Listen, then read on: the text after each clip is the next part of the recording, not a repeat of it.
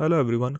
In this video, I will talk about Kuala Lumpur non-reliance on public transport, or you can say Malaysia non-reliance on public transport, right? So, what is the reason behind it? If you see the Killing Valley map, right, you will find out that 12 lines currently. LRT Shah Alam will open, so 12 lines, right? So, if you see that, then you will be like, wow, there's so many lines. But last week, I think Ministry of Transport, I think, has said that only 20% of the people are relying on public transport.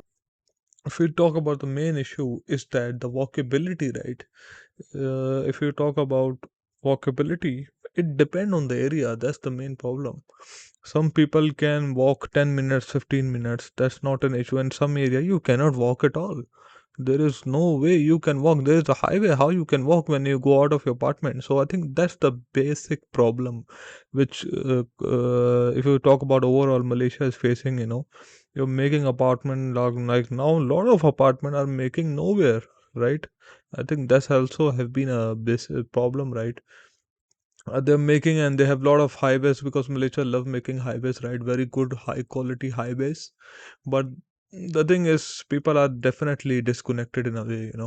If you see Bukit Jalil, you really cannot certainly say that the whole Bukit Jalil is walkable, right? That's the problem. Apang Pang area is not much that walkable, like compared to like the new area. If you compare TR, is very much walkable. You go Bukit Bintang, very much walkable. I think this has been an issue, like in bit and pieces. Where the problem comes that you don't have a proper pedestrian pathway everywhere like you do have in Europe or other countries, right? So what is the solution of this problem? The first one could be to build more MRTs and LRT where the people are actually there, where the dense population is there. So that's is one of the solution. But the thing is, government like MRT Circle Line should have been completed by 2027, but it has been delayed. The government change, the next government come, they open, they delay, they open, then this thing is really disturb the project. And now I think they are trying to open, I think 2032 and 33. That also seems unlikely. Because that's the only way. We have seen China and all. You have to remove the car dependency by building more LRT and MRTs. But also the problem is that Malaysia financial condition also limit them, right? But they have to see they are able to build this many projects, so they should be you know doing that, right? And second thing which can they learn from island. So island doesn't have a very good transport system, right? What they can do, how they can learn, is that they have bus lanes, right? So Malaysia did try it last year, a few months back, right? So use learn from them, like because in Dublin and Ireland the road are very congested, not like Malaysia, right? They are not very like 3, 5, 4, 6, 7, not very big roads. So that's what Malaysia do have to learn, that how that Dublin is so successful in these buses. And I know that Dublin is in Europe, they're very, but it's very car centric. You have to understand that. And it's very much walkable. So I think that's that I know. But you do have to understand that they are able to succeed in bus lanes, right? So Malaysia do have to do that, right? They use a lot of double decker buses, a lot of routes, even going midnight. So do have to do that.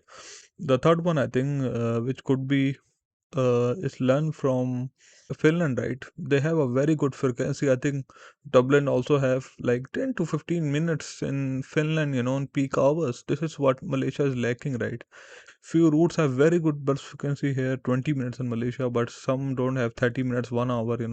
So I wanna go from KL to Shah Alam, take a bus, I can forget, right? I can forget.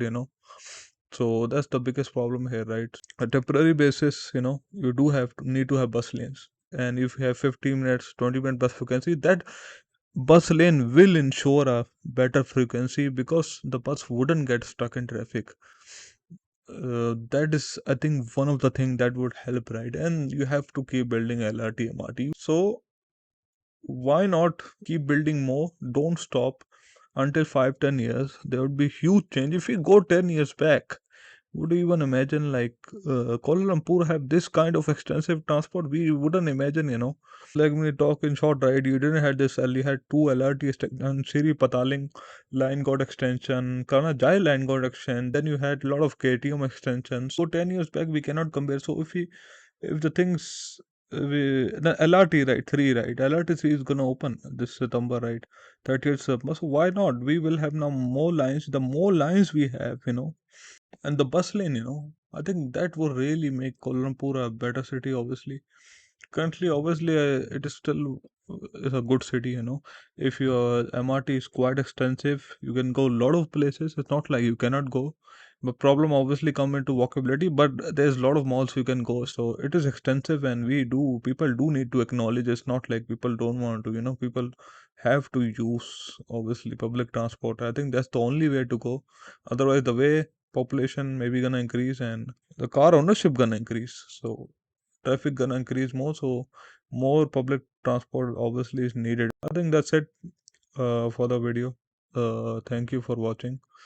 We're gonna keep talking. I'm gonna keep talking about all this more obviously interesting topics, right? uh you know so thank you.